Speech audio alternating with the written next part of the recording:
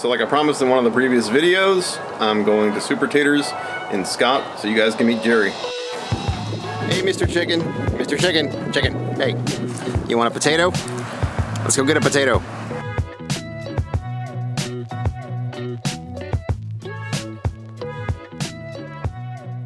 What's going on, Jerry? I'm doing fine, man. It's early morning, but I'm here. Oh, yeah. I know I came a little early. All right, so this is my buddy Jerry. He's been selling me some of the best baked potatoes I've ever had. Well, the best baked potatoes I've ever had. So I tell you what, I'm going to go ahead and flip my mic around here so I'm getting his audio good. All right, I'm going to let Jerry tell me about his place. You've been eating my potatoes for a long time, right? Mm-hmm. But I think today we're going to talk a little bit about the history and all the things that go on behind the scenes, baby. Right? All right, so some years ago, I figured that having a picture menu was actually a little bit better, more convenient for the customer because they can actually come in and see, right, what they want. So basically all the different combinations that we carry, about 100 of them, right? You can kind of see here. You've got a gumbo, perfect for the chilly weather. You've got a boudin potato. You've got a crawfish and shrimp Alfredo. You've got a bacon cheeseburger, Wisconsin, right? We also carry burgers. And other types of hot sandwiches like a boudin jack melt, turkey jalapeno melt here. There's even one of our signature sandwiches, the Super Club, right? We also do quesadillas. All right, next menu, we've got salads, right? And everything that we make is made to order, right? So you can count on that it's fresh. Salads, as I said, you've got a chicken salad, you know, the basics. You got a crawfish salad, especially when crawfish is in season. We've got wraps, about 15 different wraps. There's a chicken wrap, there's a ham wrap, there's even a classic cheeseburger wrap on those days when you want a cheeseburger flavor, but you don't quite want the carbs. We've got that for you. We also have like monthly specials. Just so happens that this month's special is what we call the Cheddar Forever, and also a grilled chicken sandwich, right? Those are like $6 a piece. Now I'm going to get you to tell me about your pig over here. My pig. All right, I want to know what the story is with the pig. All right, my pig is interesting. It took a few years to get it all together, but what I wanted my pig to be is something that was representative of the brand, of myself, and what we got is number 14, and it just so happens that we opened in 2014. So okay, I was going to ask you about the 14. Yeah, so if you look around the building, you'll see that I like sports, that I like interacting with people. But the one thing I notice about sports is, sports players have like numbers, right? So I wanted to make sure that since I like sports and then I attended a lot of sporting events, that people always knew who I was and where I was, what my brand represented.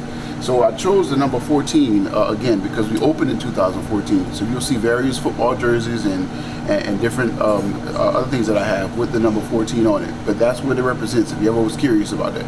Now I'm going to ask Jerry about his little figurines up here. Hey, should I bring him down to meet us? Ah, sure. Bring him down to meet us. All right, so let's go. So I know you've essentially got your own little cinematic univerce of basic characters here, right? Which I know you post about on Facebook and stuff like that. I know we're gonna talk about them this morning. All right. So you want to know about my bobbleheads? Mm-hmm. As I said, my bobbleheads. So over the years, I've asked people their opinions to see if they did a good job, but I think they did. Basically what you have here is, this is me, right, in the actual Super Taters representation of the human character, I guess you could say. And this is actually me, right? And this is the Funko Pop me. Oh, that's pretty cool. All right? And this is the actual logo. Is this whole guy a 3D print? No, I actually got him custom made. Oh, wow, that's cool. Yeah.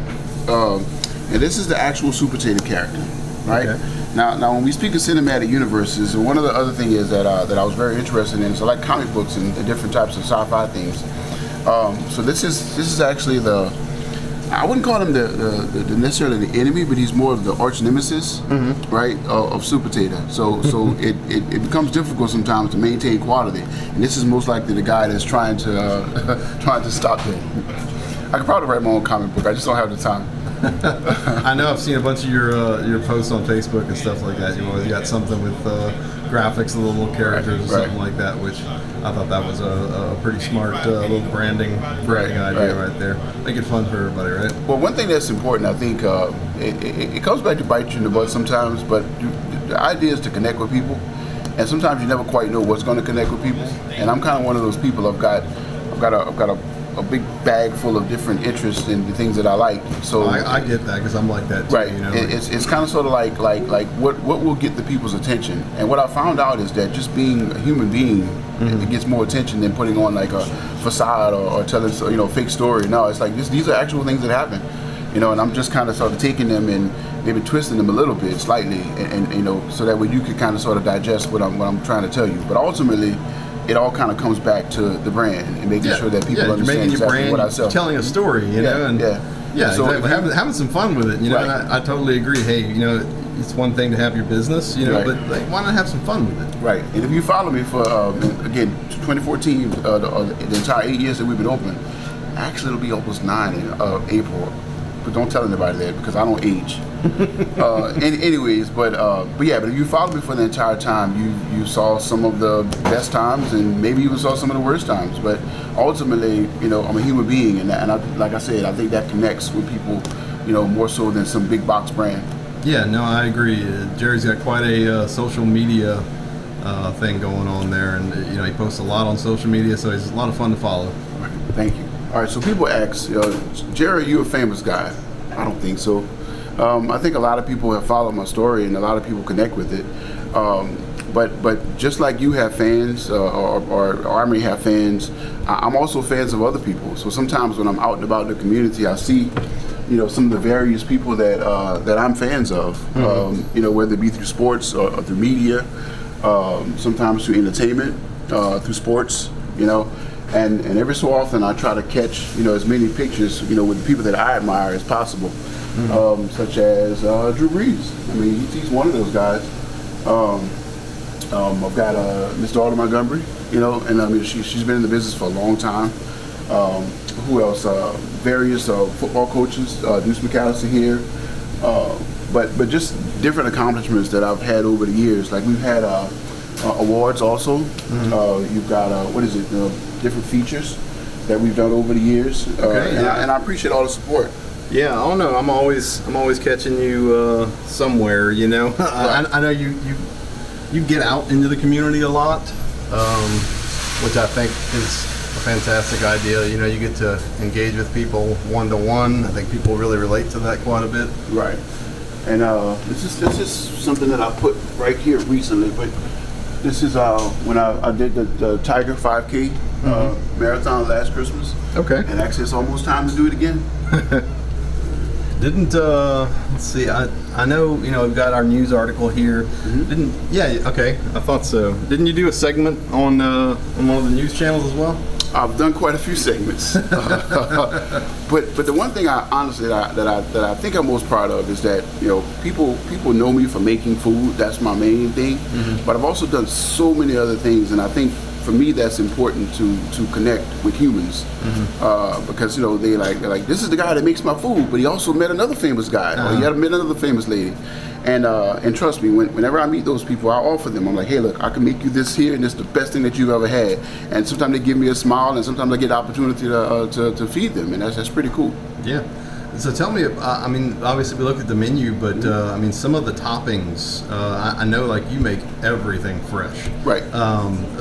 I know like you, so obviously you make gumbo to put on the gumbo, potatoes, red beans and rice to go on there. What's some of the other interesting items that y'all make right here in the facility? Well, going back to 2014, one of the things that I found out, because I'm an actual owner, manager, operator. I was able to talk to people, and they were able to kind of communicate with me and tell me exactly what they wanted.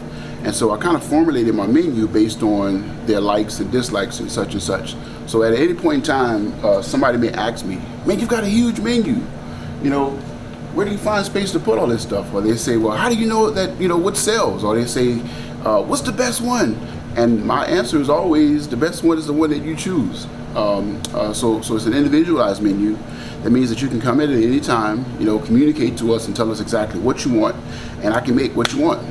15 minutes later, you've got something hot and fresh, customized exactly the way you wanted it. Mm-hmm. So I see on your menu now you've got what is it, like is it jerk chicken or jerk beef? Or? Yeah. One thing I also am proud of is that these are all homemade recipes. You know, so just a little experimentation. Well, you go to big box stores and they say, well, we've got Chef John here or Chef John there or Chef such and such that created our menu. Being an entrepreneur, you've got to figure out how to do it yourself. That's it. So you created your whole menu. Right. And I grew up cooking. Inspiration from my grandmother, my mom, but also my inspiration comes from, believe it or not, you. You tell me what you want. You tell me how you want it. I mean, there is absolutely no better way to develop a menu than to actually talk to the people who are going to pay for the things that you develop. That's great. Right. Can you give us an example of one thing that's on the menu now that is a result of someone asking for something and it just kind of it resonated with you and you wanted to keep making it? Well, going back to 2014 and being an owner that actually talks to people and that actually works my own register, people will come in and say, well, you should probably put boudin on a potato. I say, oh, you know what? Or I had one that asked me for like a mac and cheese. I'm like, how's that double starch going to work? But then I was like, you know what? It might not be a bad idea. So I go back in the lab, and that's where Dr. I've had Delicious. both of those, and they are both fantastic. But that's where Dr. Delicious comes in at. He's the guy that's in the kitchen at 2 in the morning and putting together things to make sure that we can have that consistency the next morning. I'm thinking double starch. That won't work. But guess what? It works, and it works really, really, really well. But I can probably actually say that about a lot of things on the menu. They're not conventional things. They're things that people never heard of before. Or someone will come in and maybe they've eaten it somewhere else and they say, excuse me, maybe somewhere else and they'll say, that doesn't make sense. And I say, well, it sells, so apparently folks like it, huh? Yeah. I mean, who do you argue with? You can't argue with paying customer. I've probably only tried about half of the different ones on the menu, but I mean, I've never found one that didn't blow me away. Right. So. And did I mention that we got over 100? Over 100. Over 100. So that means every single customer that can walk in can theoretically get something different every single time. Yeah, I remember being not eat the same floored thing. when it was I think 34 or something like that. And that's another thing people will say, well, it's hard to get bored with the menu. We've got burgers, we've got wraps, we've got salads, we've got soups. And not only those things that are homemade, of course, the potato combinations. People say, well, I've had this somewhere else. And I was like, no, you haven't had it in these four walls, and you haven't had my spin on it. But a challenge that I probably want to mention is maintaining, because I think sometimes when you set a certain standard, you've got to maintain it, and so I think that's where the pressure comes in at, and I wouldn't call it your traditional form of pressure, because people might say, hey, I wish I had that issue, but also that issue is you've got to meet expectations every single person that walks in the door. And it was a lot easier when you had a few less customers, but when you've got a few hundred a day and they all want to talk to you, they all want to get the experience, and sometimes you don't always have the mental capacity or even the energy sometimes to give it to them, but you try your best and you say, hey man, give me an idea of what you want, and I'll make sure that I hand make what you asked me for, and hopefully when I'm done you'll be happy with what you get.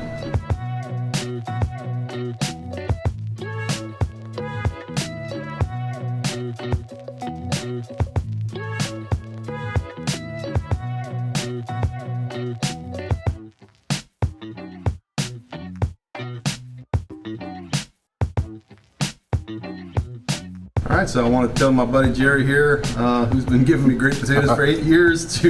I want to tell him thank you for letting me come in here and showing me what you do. I mean, it's always a pleasure to talk to you. Is there anything you'd like to particularly end the video on? Well, I'd like to say thanks to the community. I think 8 years is a long time to have been doing this, and I don't think I can do it without the community's support. So thank you and you and you and you and you. Appreciate it. Thanks. So I could just talk up Super Taters because Jerry's a really cool guy, but seriously, the food's awesome. If you're in Scott, stop by. Until next time, guys.